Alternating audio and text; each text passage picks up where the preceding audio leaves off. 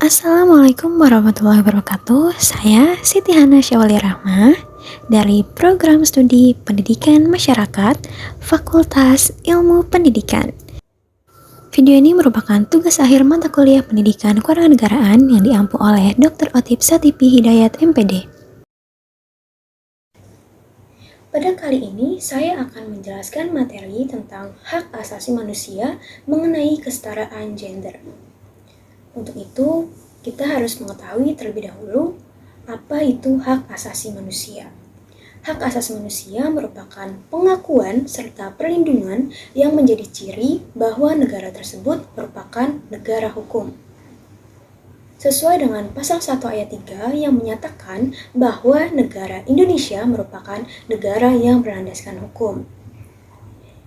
Hak asasi manusia itu melekat pada tiap individu sejak lahir, di mana HAM ini tidak bisa dicabut haknya dan wajib dihormati tanpa terkecualikan, serta dilindungi oleh pemerintah, hukum, dan negara.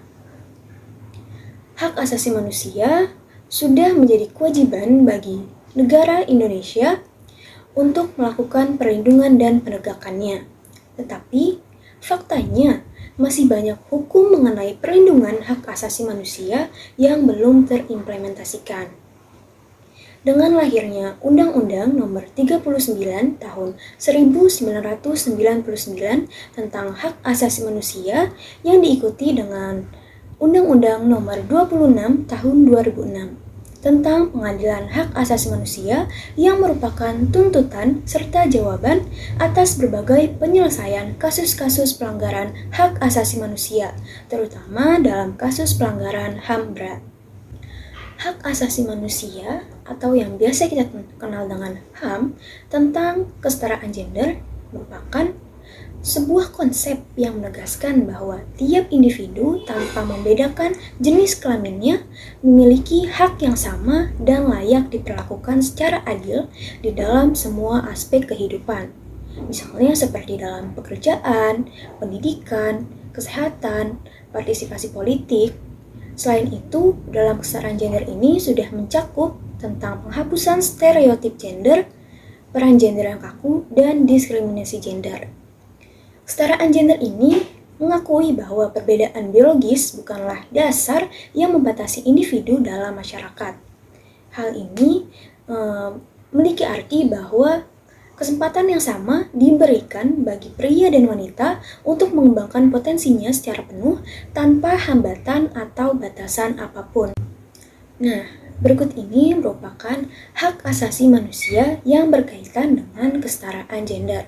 Yang pertama ada hak untuk tidak diskriminasi, yang kedua ada hak untuk kesetaraan dalam hukum, yang ketiga ada hak untuk kesetaraan dalam pendidikan, yang keempat ada hak untuk kesetaraan dalam pekerjaan, yang kelima ada hak untuk kesehatan dan reproduksi yang setara, yang keenam ada hak untuk keterlibatan politik, yang ketujuh ada hak untuk kebebasan dari kekerasan gender, dan yang kedelapan ada hak untuk kesetaraan dalam perkawinan. Prinsip-prinsip kesetaraan gender ini mendapatkan dukungan dari berbagai instrumen internasional, seperti Deklarasi Universal Hak Asasi Manusia dan Konvensi tentang Penghapusan Segala Bentuk Diskriminasi Terhadap Perempuan. Kesetaraan gender dalam perspektif feminisme sosialis yang menekankan pada sintesa pemikiran Friedrich Engels dan Karl Marx, di mana penindasan dapat terjadi di kelas manapun. Aliran ini menggabungkan analisis patriarki dan analisis kelas. Bagi feminisme sosialis, ketidakadilan bukan disebabkan oleh perbedaan biologis antara laki-laki dan perempuan, melainkan karena anggapan dan penilaian masyarakat. Sedangkan bagi feminisme Marxis, persoalan perempuan diletakkan pada kerangka kritik atas kapitalisme, di mana penindasan perempuan merupakan kelanjutan dari eksploitasi yang bersifat struktural. Dan sistem kapitalisme ini merupakan penyebabnya.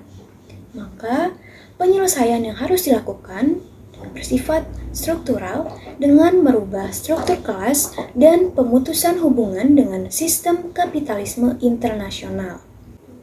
Paradigma biologis dijadikan argumentasi oleh kalangan feminisme radikal dalam memperjuangkan keadilan dan kesejajaran perempuan dengan laki-laki. Paham dan analisis ini menyatakan bahwa personal is political, di mana paham ini memberikan peluang politik bagi kaum perempuan. Nah, berikut ini ada beberapa persoalan yang menjadi karakter perjuangan feminisme radikal. Yang pertama ada konsep patriarki yang dipakai untuk menganalisis prinsip-prinsip penindasan perempuan. Menurut Tikki Charles tahun 1993 yang menyatakan bahwa patriarki adalah dominasi secara keseluruhan tatanan laki-laki atas semua perempuan. Yang kedua, ada asumsi kaum feminis radikal bahwa penindasan universal perempuan dilahirkan oleh laki-laki yang menindas perempuan dan perempuan sebagai kelas yang tertindas, di mana hal ini mempunyai keterkaitan dengan budaya patriarki yang diciptakan dan terus-menerus dipertahankan. Yang ketiga, yaitu penyadaran terhadap berbagai efek dominasi laki-laki, di mana perempuan harus menjalani sebuah proses pengenalan pendidikan yang difokuskan pada perempuan atau education sebagai bentuk penyadaran yang dimaknai sebagai tukar informasi tentang pengalaman perempuan dan dimaknai sebagai pendidikan untuk perempuan karena kurangnya perempuan dalam pengetahuan dasar yang komprehensif. Misalnya, ketika terdapat wacana kepemimpinan yang dikorelasikan dengan peran perempuan, akan muncul suatu pendapat dari kalangan agamawan klasik yang menyatakan bahwa perempuan tidak layak memimpin dibandingkan laki-laki. Hal ini dikarenakan dalam aktivitasnya perempuan banyak mengalami hambatan biologis yang akan menjadi hambatan bagi peran-perannya pula, seperti haid, melahirkan, dan mendidik anak. Hal ini menjadi akibat adanya satu paradigma yang semi kokoh di mana menyatakan bahwa pendidikan anak merupakan tanggung jawab perempuan, sedangkan laki-laki merasa terbebas untuk memikul tanggung jawab itu. Perspektif lain dari mekanisme peletakan perbedaan laki-laki dan perempuan berdasarkan kesifatan, yaitu feminisme liberal. Tesis feminisme liberal ini berakar pada pandangan bahwa kebebasan dan kesamaan berakar pada rasionalitas dan pemisahan antara dunia privat dan publik. Feminisme liberal ini memiliki kerangka kerja yang menyatakan bahwa kesempatan yang sama dan hak yang sama. Asumsi dari feminisme liberal ini, perempuan adalah makhluk rasional juga. Anggapan ini lahir karena adanya konstruksi sosial dan kultural dalam masyarakat kita yang menyatakan bahwa perempuan itu harus lemah lembut, penyayang, dan keibuan, sedangkan laki-laki harus bersifat perkasa, kuat, dan melindungi. Dalam pandangan feminisme poststrukturalis, menurut Simone de Beauvoir dalam bukunya The Second Sex, mendiskusikan bagaimana antara laki-laki dan perempuan dimaknai secara dikotomi, yang mendefinisikan bahwa laki-laki dinyatakan sebagai the self dan perempuan didefinisikan sebagai the others. Menurutnya, hal ini bukan saja pembedaan dari kaum laki-laki, melainkan juga sebagai bentuk perendahan. Kaum feminisme poststrukturalis ini memfokuskan pada solusi-solusi individu dan mempersoalkan bahwa inti penindasan bersifat struktural.